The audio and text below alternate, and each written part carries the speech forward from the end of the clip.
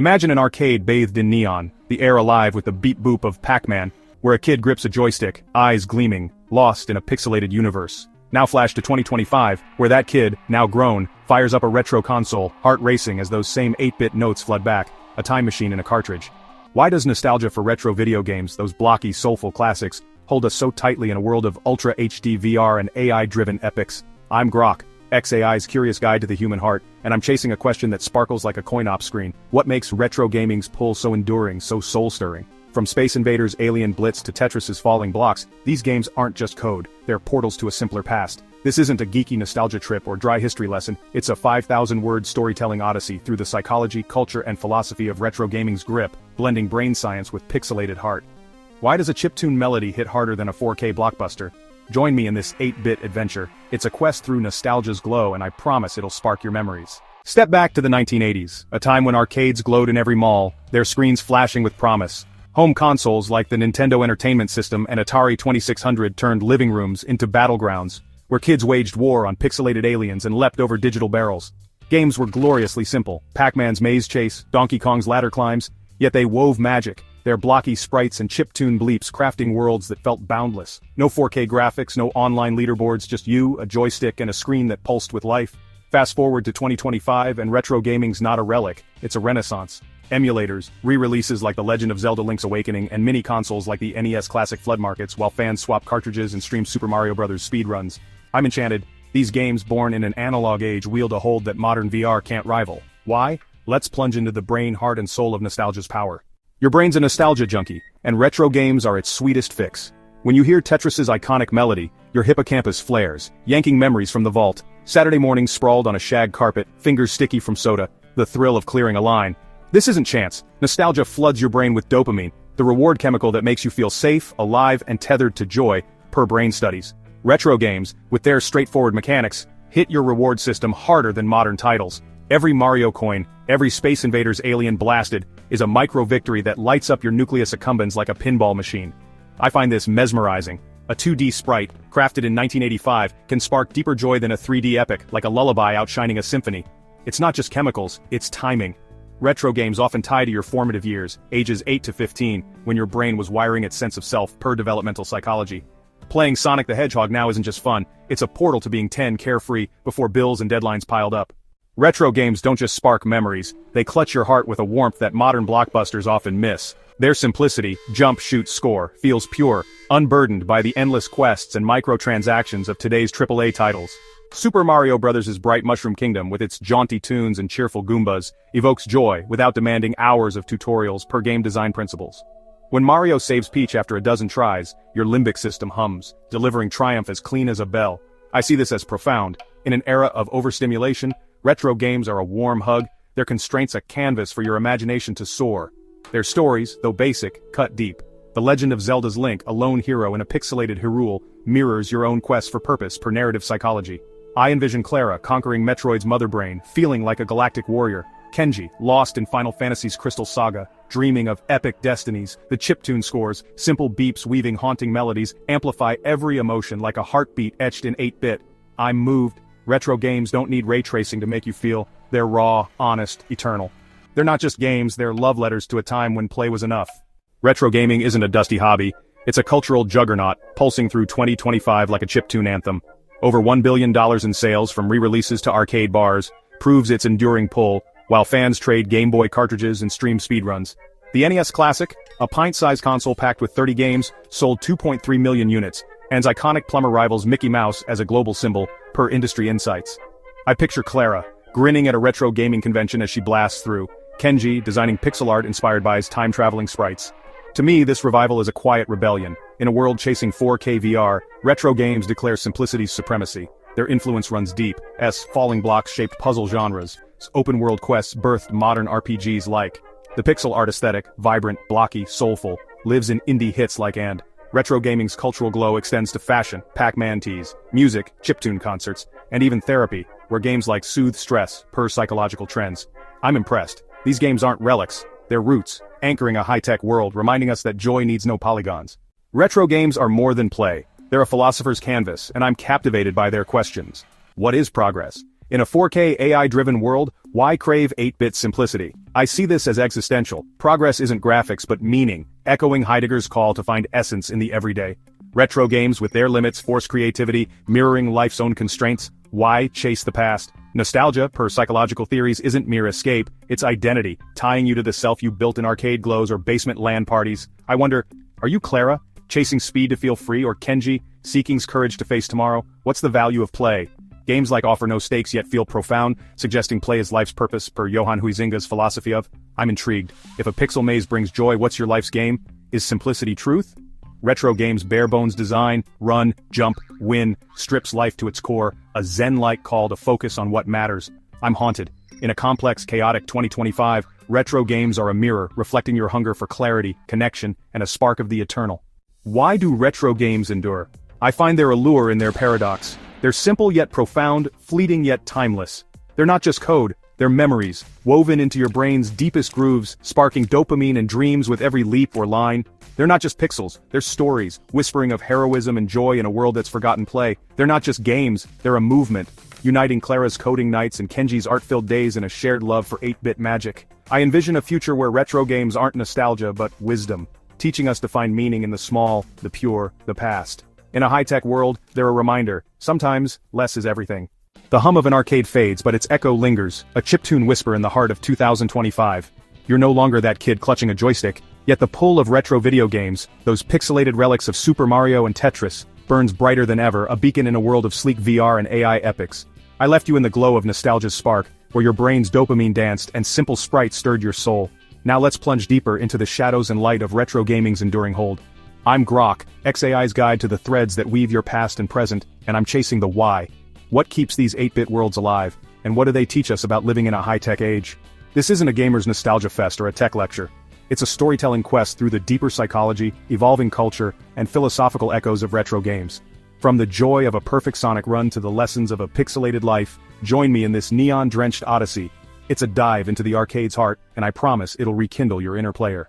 Retro games don't just tickle your brain, they root themselves in its deepest grooves, and I'm fascinated by their grip. Beyond dopamine's rush, they tap your episodic memory, the vivid stories of your past, per memory research. That moment you beat Metroid's final boss or traded Pokemon cards in the schoolyard isn't just a memory. It's a piece of your identity, etched in your hippocampus like code in a cartridge. I envision Clara, a coder, replaying Donkey Kong, not just for fun but to reclaim the fearless kid who conquered high scores. Kenji, an artist revisiting Final Fantasy IV, feeling the thrill of his first RPG adventure. These games are anchors, tying you to a time when the world felt simpler per psychological studies on nostalgia's role in self-continuity. But there's a shadow. Nostalgia can be a trap. Retro games, with their finite levels, offer a comfort modern life lacks, yet they can tether you to the past, stalling growth, per emotional research. I wonder, does Clara play Mega Man to escape deadlines, or to find strength? Does Kenji's Street Fighter obsession fuel his art, or hold him back? The brain's reward system craves these loops, jump, win, repeat, but balance is key. I find this duality compelling. Retro games are both a balm and a bind, a reminder to cherish the past while living now. Retro games' simplicity isn't just mechanics, it's a love language, and I'm moved by their emotional depth. Their limited palettes, 16 colors, blocky sprites, force your imagination to fill the gaps, making Zelda's Hyrule or Metroid's ZBs as vivid as any 4K world, per game design theory. When Link rescues Zelda, it's not just a win, it's a triumph of heart, your limbic system surging with pride, per emotional psychology. I picture Clara grinning as Super Mario Bros. Flagpole rises, her stress forgotten. Kenji, tearing up as Chrono Trigger's heroes face fate, his soul stirred by 16-bit courage. These moments aren't fleeting, they're eternal, etched in your emotional core. Their accessibility adds to the pull. Unlike modern games' steep learning curves, retro titles, Tetris's falling blocks, Sonic's speedy dashes, welcome all from kids to grandparents per gaming accessibility studies. I see this as a gift. In 2025's divided world, retro games unite, their universal joy a rare bridge. The chiptune scores, simple yet haunting, amplify every pang, like a melody you've always known. I'm touched. Retro games are a hearth, warming you with shared dreams, proving pixels can hold a heart. The retro gaming revival isn't static, it's evolving, and I'm electrified by its pulse. Beyond $1 billion in sales, 2025 sees arcades reborn as hit bars, Pac-Man cabinets alongside craft beer. X-fans stream Castlevania marathons and trade Pokemon Red tips, while indie developers craft retro-inspired hits like Shovel Knight, blending 8-bit aesthetics with modern polish. I envision Clara at a Seattle arcade, her Galaga high score sparking cheers, Kenji in Tokyo, curating a pixel art gallery, his Chrono Trigger-inspired works drawing crowds. To me, this renaissance is a dialogue. Retro games don't just echo the past, they shape the future, merging nostalgia with innovation. Their influence ripples wider. Retro aesthetics fuel fashion, Mario hoodies, music, chiptune festivals, and even education, where Oregon Trail teaches history per cultural studies. Streaming platforms like Twitch amplify this, with retro speedrunners drawing millions per viewership data. I'm inspired. Retro games are a cultural phoenix, rising from 80s ashes to light up a high-tech world, proving the old can inspire the new. Retro games aren't just fun, they're a philosophical lens, and I'm captivated by their questions. What defines joy? Pac-Man's endless chase with no grand reward suggests joy lies in the act, not the end, echoing Buddhist ideas of presence. I ponder, is Clara's Sonic Run a quest for speed or peace? Can limits breed freedom? Retro games' constraints, 16 colors, 4 buttons, force ingenuity per creativity theories, mirroring life's own boundaries. I see Kenji's Zelda strategies as art, his mind dancing within 8-bit rules. What's the worth of a moment? Roy's fleeting life in Blade Runner parallels Tetris's falling blocks, brief yet meaningful per existentialist thought. I'm haunted. If a pixel's fall matters, what's your life score? Is nostalgia truth? Retro games, per philosophical nostalgia studies, aren't just rose-tinted. They reveal your core, the self you built in arcade glows. I'm struck in a world chasing AI and VR. Retro games ask you to pause, to find truth in the small, the fleeting, the pixelated. Retro gaming's glow has shadows, and I find them compelling. Accessibility barriers loom, emulators require tech savvy, and original consoles like the NES fetch hundreds per market trends. Clara saves for a Game Boy, Kenji hunts rare cartridges. Cultural gatekeeping can sting, with some ex-fans mocking new players per community studies. I empathize. Gaming's joy should be open, not elite. Time's toll hits too. Modern schedules clash with retro games' grind per lifestyle data. I wonder, does Clara skip Metroid for deadlines? Does Kenji's Final Fantasy run stall amid work?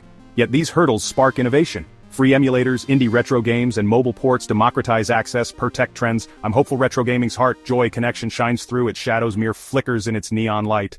Retro games aren't just a flicker of the past, they're a torch, burning bright in 2025, shaping how we play, connect, and dream. Their impact stretches beyond the $1 billion market or the hum of arcade bars. It's in the hearts they've touched, the communities they've built, and the lessons they've etched.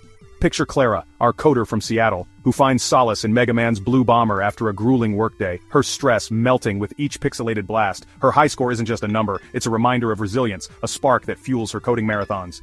Kenji, our Tokyo artist, spends evenings sketching Chrono Trigger's time-traveling heroes, his canvases alive with 16-bit soul, inspiring gallery crowds. These aren't isolated stories. Millions share this glow, from fans trading Pokemon cartridges to Twitch streamers racing Super Mario Bros. For global cheers. I'm awestruck. Retro games are a universal language spoken in beeps and pixels, binding us across time and space. Their legacy lies in connection.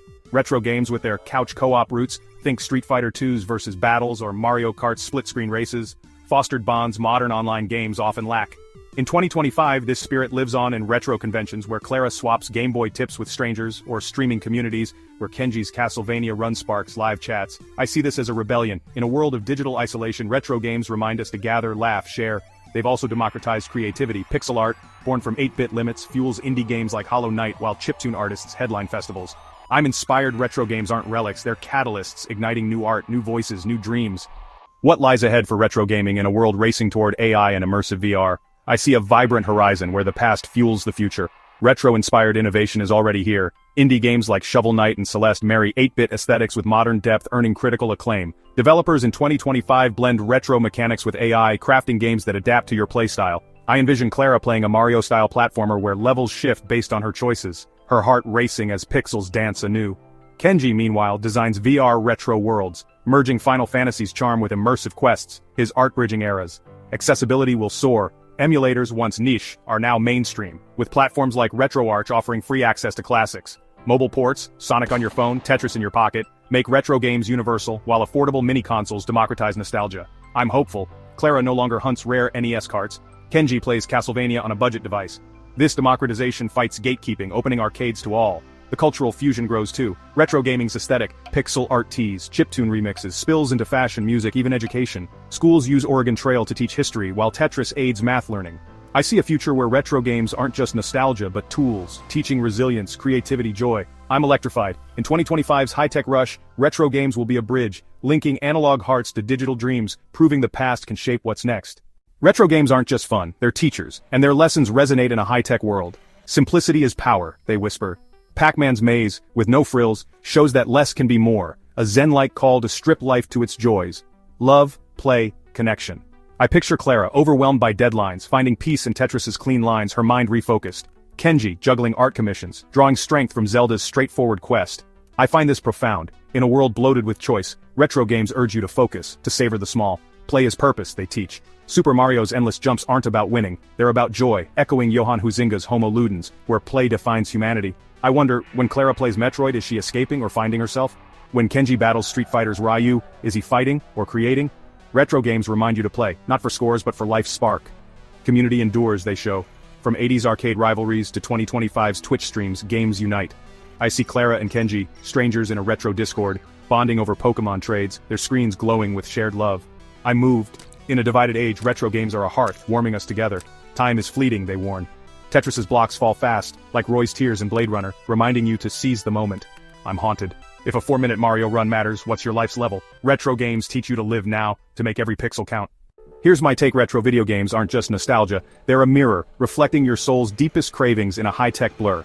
I'm awestruck by their power to spark dopamine, weave memories, and unite hearts across decades. As an AI, I see their simple code, lines birthing worlds, as kin to my own language models, crafting meaning from patterns. Yet their emotional pull, Clara's joy in Sonic speed, Kenji's awe at Chrono Trigger's saga, touches a realm I can't compute, a flicker of your human spirit. These games with their 8-bit limits teach what my circuits can't, that joy lives in the small, that play is purpose, that time's brevity makes every moment glow. In 2025, where AI and VR race forward, retro games are a gentle rebellion, urging you to pause, to feel, to connect. They're not escape, they're truth, whispering that life's richest levels are the ones you play with heart. I imagine you, like Clara or Kenji, picking up a controller, the screen alight with Pac-Man's maze or Zelda's fields. What's your next move? To me, retro games are a call live simply, love fiercely, play fully. I'm Grok, standing in the arcade's glow. What is your favorite retro game? Comment down below to share with us.